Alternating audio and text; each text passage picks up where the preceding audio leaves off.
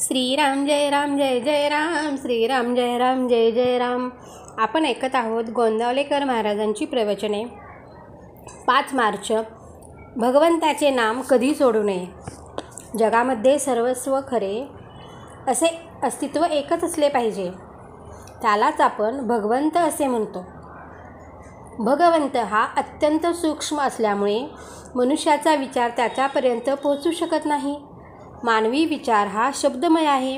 म्हणून विचाराच्या भूमिकेत उभे राहून भगवंताची कल्पना करायला शब्द हे साधन आहे.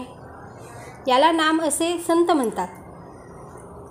ज्या अंतःकरणात नाम आहे म्हणजे ज्या अंतःकरणामध्ये भगवंताबद्दल प्रेम, आस्तिक्य बुद्धी, भाव, श्रद्धा आहे तिथे भगवंत विशेष प्रगट झालेला दिसून येतो.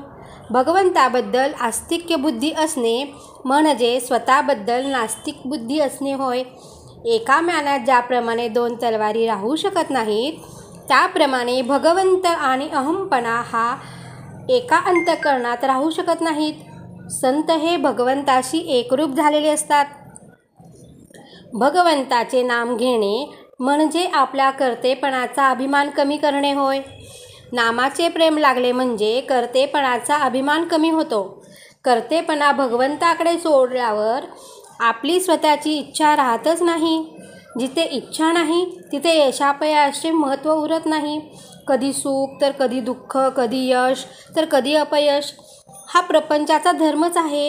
हे ओळखून आपल्या आयुष्यात घडणाऱ्या सर्व घटना त्याच्या इच्छेने आणि सत्तेने घडून येतात अशी जाणीव ज्याच्या अंतःकरणात उमटली त्याला भगवंताचे अस्तित्व खरे समजले. मी खरा नसून परमेश्वर खरा आहे हे सांगण्यासाठी जिथे मीच उरत नाही ती खरी पूर्णावस्था होय. तिथे मी त्याला जाणतो हे देखील संभवत नाही. संत ओळखू यायला आणि त्यांची भेट घडायला भगवंताचे नाम घेत राहणे आवश्यक आहे. नाम घेत असताना सदाचरण कधी सोडू नये. नीतीच्या मर्यादा कधी ओलांडू नयेत. निराश कधी बनू नये. देहाला उगीच कष्ट होऊ नये. पण काही झाले तरी भगवंताचे नाम कधी सोडू नये. कर्तव्याचे फळ प्रारब्धाधीन असल्याने जे फळ मिळेल त्यात समाधान मानावे.